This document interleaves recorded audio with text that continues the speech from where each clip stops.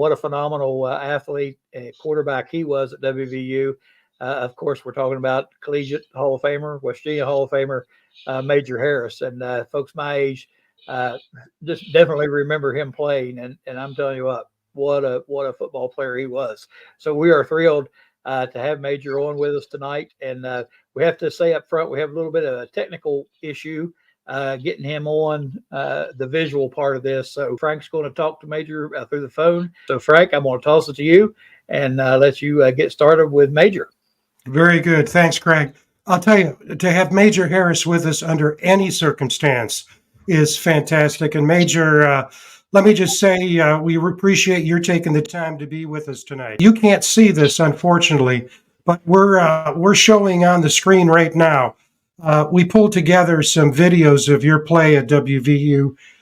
One, that great run in the 1988 Penn State game, broken play, that still in the annals is one of the top 10 plays in Mountaineer history. And then we have a series of passing plays that you made over the years. And I think one of the things that's still amazing to me is the strength of that arm and the ability to be able to basically pull up and throw that ball 50, 60 yards on a dime. I mean, there are football players and there are football players. But as it relates to what you did at West Virginia, it's just one in a million. I mean, you and Pat White, 2 in a million, and that you're both Mountaineers is fantastic. After all these years, what are your thoughts? If you had to boil it down to what it was like back then, what would be the way you would describe it?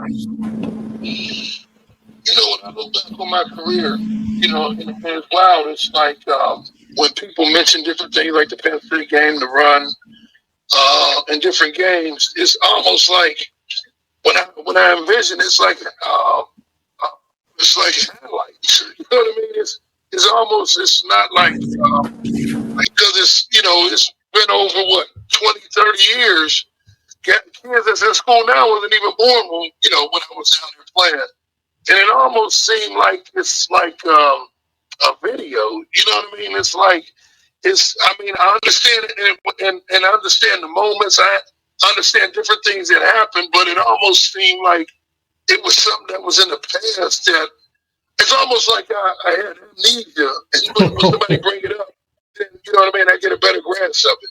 Yeah, it's interesting.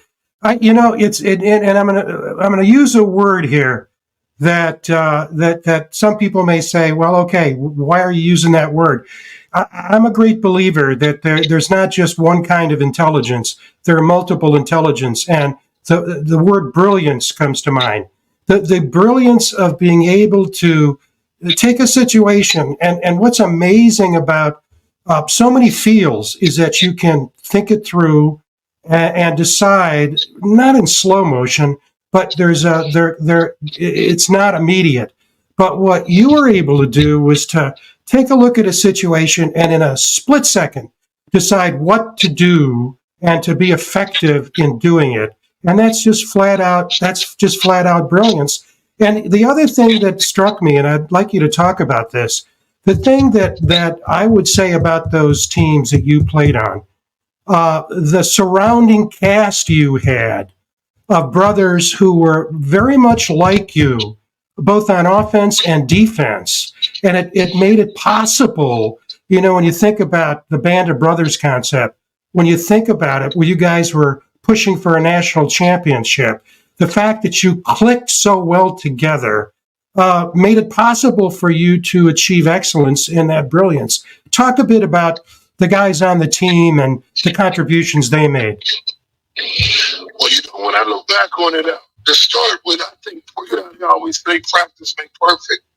I think when I look back on just the week going into a game, how we practice, have scout team, watching film, so it almost makes the game easy because you prepare well for the game. And then it definitely helped when you got a lot of great players on your team. You know what I mean? Because as the opponent look at y'all team, they say, well, we got to stop this, we got to stop this. And as they continue to go down the list of what they got to stop, And they realized, man, this is going to be hard to do because we have so many great players on our team. So they might take one element of our game out or, stop that. But, we had great receivers, great running back. And then, the one year that we played for the national championship, we had senior veteran linemen. All of them was fifth-year seniors. And people don't realize that's big because you might go up against a team that got a freshman. He might be 19 years old. Here it is. We got really grown men on our, starting offensive line. And that's big, that experience and everything. So I just think that one year that we went undefeated, we just had the perfect team. We, at every position, we had a great player, I felt. Yeah, that's definitely the case. There's no question about it. And that's what made it so damn exciting. We would anticipate every single game. And what's interesting is, even though they were all outstanding players, they meshed together so well. Good coaching, good game plans, good execution, good in-game adjustments against a tough schedule. And you can't see it, unfortunately, but we got a graphic up now that's laying out your stats. Rushed for 2,100 net yards, passed for nearly 5,200 yards, total of 60 touchdowns.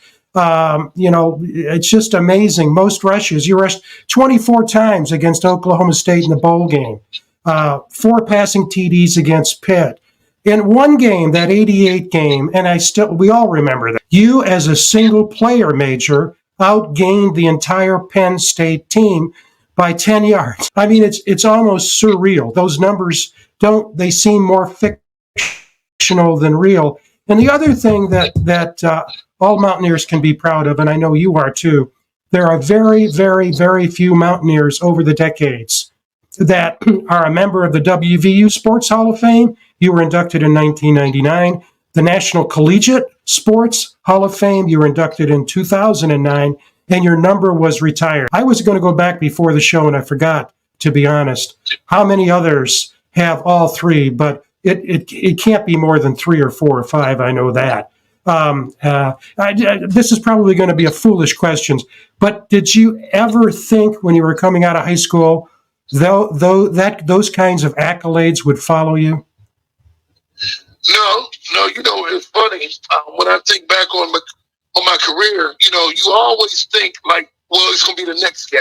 You know what I mean? It's almost like there's always somebody else that accomplish different things. You never picture yourself like that. Then when, in a sense, that it kind of hits you, so to speak, then you like, hold on. This ain't, it's like, so it ain't surreal. You know what I mean? This ain't real. You know what I mean? I must be dreaming or something like that. Just with everything, you know what I mean? As far as, growing up in Pittsburgh, going to West Virginia, playing for the national championship. These are things that you might cross your mind, but you don't think that, you actually play for the national championship. You don't actually think you're going to be up for the Heisman Trophy. You know what I mean? So it's just things that probably go through your mind, but you don't think that you're going to accomplish that. You know what I mean? You just out there playing, having fun. And then I guess once your career is over with and look back on it, you like say, dang, we did play for a national championship. Yeah. You know what I mean? So it's something that you don't expect to happen to you.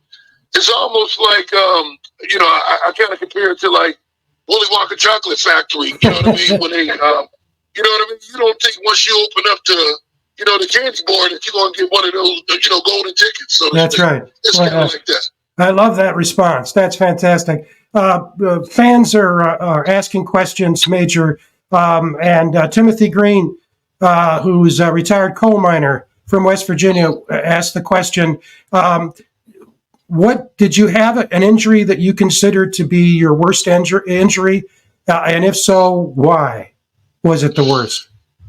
Well, the one, really, my worst injury was the one when we played for the national championship when I separated my shoulder. Now, I had other minor injuries, and I could play through them, but I kind of compare the injury when I had in the national champ when I separated my shoulder. I felt when I played like in cruise control. I didn't really have to hit the gas, just go out there and play. But once I hurt my shoulder, now I felt like I'm playing now. I got to hit the gas and hit the brakes. You know what I mean? I wasn't playing, you know, cruise control basically. You know what I mean? I had to. It was a different type of feel and game for me where I had to think more. You know what I mean? I got to think. Well, okay, I'm running towards the sideline. I don't want to fall on my left shoulder. You know, things like that. So I would have to say, yeah, that was probably the worst injury that I had throughout my career. Knock on wood, was that. Yeah, you know, it's that game that what could have been, what would have been, you know. But again, getting there was so critical, and that's never going to go away. Now we have a colleague here, Mark Parsons. I think you may know him from Nashville, Tennessee, and he's asking the question: can you still do the Mountaineer Rap? You know, it's funny. Alboy Mays, he called me. Really last year, and I guess he started a podcast. He down in Florida, and he was saying, "Man, we got to do a remix." So yeah, I guess he started his podcast off. I guess he started off with the rap song. You know what I mean? And it's kind of picking up steam a little bit, you know, down in Florida. But he basically, I still kind of remember most of it. You know, it's funny. Tony Carini was really the one behind that. You know what I mean? To be honest. Oh, I didn't know that. Ready, set, hut, hut.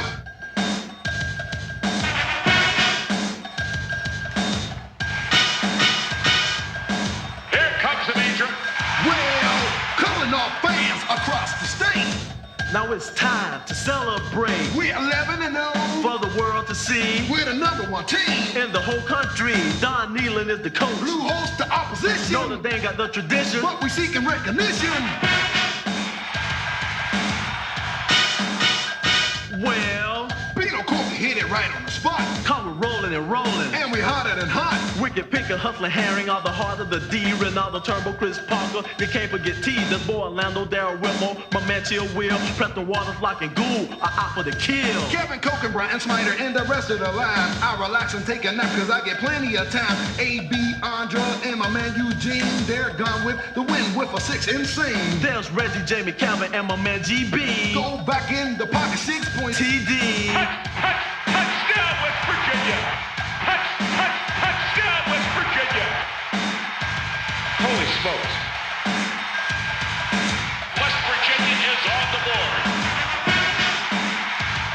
Well, we're West Virginia, the Mountaineers. Playing Notre Dame to see who's #1 this year. Well, see, I'm MC Mason, I'm the quarterback. I'm the one that leads the offense attack. I call the play in a huddle, either pass it or run. See the bottom line as we get the job done. I'm Albert Mays, #3, rough and tough in the flesh. And any ball that come my way, I intercept or reject. Defensive back is my position. I play it so well, I'm like the law and all receivers. I'm throwing in jail. With a jury, here's the sentence, cause the verdict is out. West Virginia, Notre Dame in a 4-quarter bow. We're fighting, biting, crawling, kicking, off and move the ball while the defense is sticking. Helmet to helmet, yo, pad to pad. Like Michael Jackson said, WVU's bad. Stick it to a danger.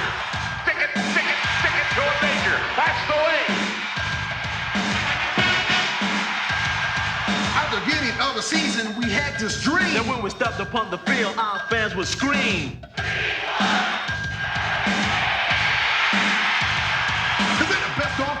In the whole wide world. Yo, this for you, all the boys and girls. Come to Wild Wild West is the place to be. And if you don't believe us, watch NBC. At Syracuse, Pitt, Penn State too.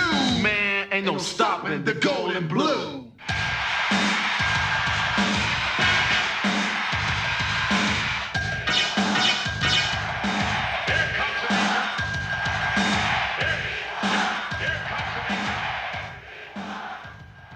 With you know, the theme of our show is then and now. We don't just talk about the current Mountaineers, but what we want to do, and this is really something we feel strongly about, Mickey Plumley, Greg Christ, and myself, and that is every single show we want to have a football alum on to talk about, you know, the then, because, you know, we're basically positioned on the shoulders of other people, and you're certainly one of those. Well, and related to that, obviously, football today is very, very different. The game may not be that different, but the circumstances and the business side of the game. My God, when you think about it, the way it was when you were playing in the mid-late 80s and the way it is now. And we always like to ask the question, your thoughts about the then and the now in relationship to the money available to players, the circumstances of the game, the media involvement, everything that we see today that, a lot of it was there before, but not to the magnitude it is now. Your thoughts on that? Well, I think, when you add the money part into the game now, I don't know if the love for the game is the same now as it was back then. And what I mean by that, back then when we played, nowadays with the money part, I can't break and say, oh, let me sit out 2 weeks. So I think the love of the game is different, now than it was back then. Because guys would definitely play through injuries. Ain't no question about that. Like I played through, like I said, in the affair, I played through a separated shoulder. So yeah, I think it's different now because of the money part of it. And I kind of compare it to like ESPN watching the poker games. When you got a lot of the big shots playing poker, they would go all in. You know what I mean? If they lose, then they just get ready for next week. On ESPN another event. So I think it's a little bit different now than it was back then. Yeah. That's a really good way of expressing it. The thing that one of the other things that was so great about the days back then, and I'm speaking personally, but I know that Greg and Mickey feel the same way. We miss regional football. We miss Eastern football. It's so difficult for fans to travel. How many could make it out to Arizona last week for the game or to go to Ames, etc. But how many of us would, get in a car or go up to Pitt or go to Virginia Tech or go to Boston College, Syracuse, and play those Eastern rivals? And, a lot of us are hoping that when everything shakes out of this, that there's going to be another reorganization in college football. I'm speaking, let me just say personally, another reorganization that will have us go back to what I would refer to a more sane environment where the rivalries are in place and we're playing regional teams again and reorganize that way rather than, the Big Ten now has Oregon and Washington and USC. You may not feel the same way because there's a lot of excitement, when, for example, when, if USC comes to Columbus and plays Ohio State, you hardly ever would see that during the regular season. But your thoughts about the way it was back then in the Big East and the way it is now, where you're playing teams that really you don't have a lot of connections or affinity to? Well, yeah, I kind of like it the old way because it basically ties in, like high school football around here in Pittsburgh. Like you hear about a lot of different players. And then here it is. They might go to Penn State. You go to West Virginia. Some of them go to Pitt. You know what I mean? And you play against some of these guys. Whereas now, you know what I mean? If a guy, come down, to school down West Virginia, now he's pushed to where he's out playing against guys he probably never heard of, never played against. You know what I mean? Whereas you got guys that at Pitt, they probably played against guys from Penn State, played against from West Virginia. But now, like I said, they're not facing them guys no more. They're facing guys from out in Chicago, out in LA, and out in Oklahoma. So it's definitely different. It's definitely a different type of football. And then, like I said, the whole thing of driving to a game, you know what I mean? Traveling up to Penn State, 2 or 3 hour drive.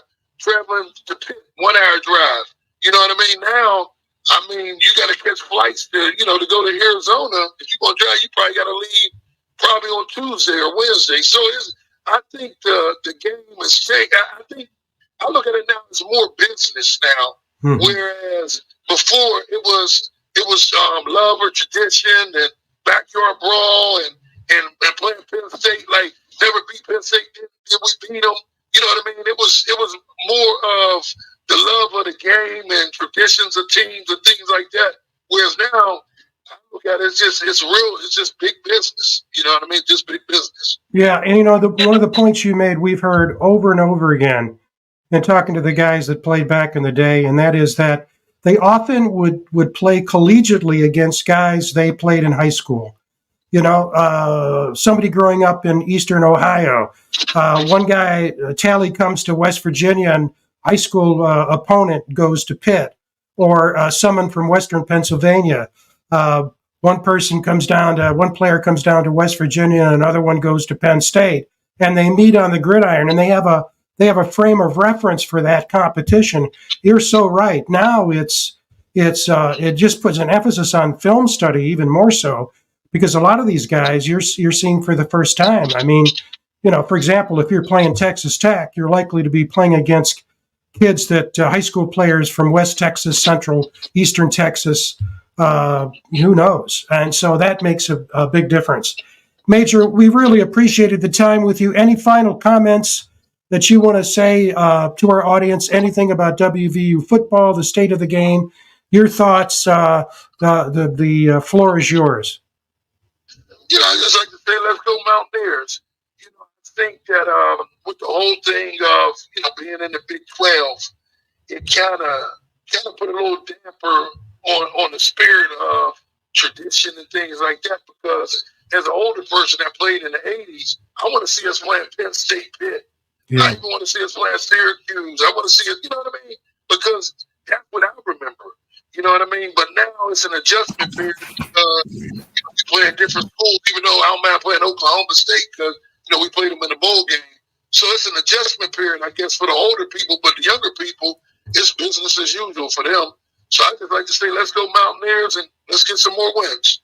He spoke about playing Oklahoma State out in the Sun Bowl.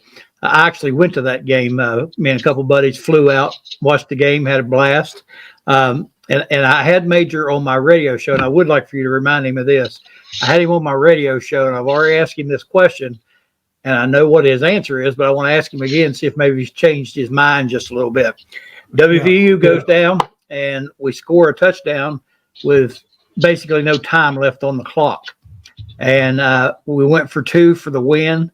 They ran a pass play, and incomplete, and we lost the game by a point. And I asked Major on the radio show that night why we didn't call this play. I said, get him in the huddle and say, Coach Nealon says, okay, Major, we need a 2-pointer right here. Go get it, buddy. So I said, he had 24 rushes against Oklahoma State. We needed 25. We would have won the game. But he swears that it was a good play call. He just messed it up. You know what was wild about that play when I think back on it and watching film afterward? It was a play where we brought a guy in motion and, he goes straight to the flat. And looking at it on film, after the game, he was open. But in a sense, I was going to look at it, well, if I don't know if it was going to be for sure. So at the point that he was open, and I think it was more of a lack of experience from my part. You know what I mean? I didn't really trust that he was going to be open, so I was going to try to, make something happen. You know what I mean? But I think as I grew as a quarterback, then I would trust things like that more. Because when you look at it, when you get experience, I don't know if it's going to be there. You even rolling out thinking like that, but it's there. But being that the inexperience that you have, sometimes it can hurt you until you grow and get that experience. And really, that was one play that basically that happened with me. Well, that's a great answer because it shows you that there's a thing called natural ability, and in your case, supernatural ability. But there's also growing into the game. It's you learn your way into everything in life, and I think I take from that if that had come later, you would have trusted that player in the flat. Again, Major, thanks so much for taking the time. We really appreciate it. This has been certainly a thrill for us, and I know for our audience, and we hope to have you back again. Next time, we're going to work it out so there aren't technical difficulties, I'll tell you. Okay, definitely. I enjoyed it. Definitely. You take care, Major. Bye-bye.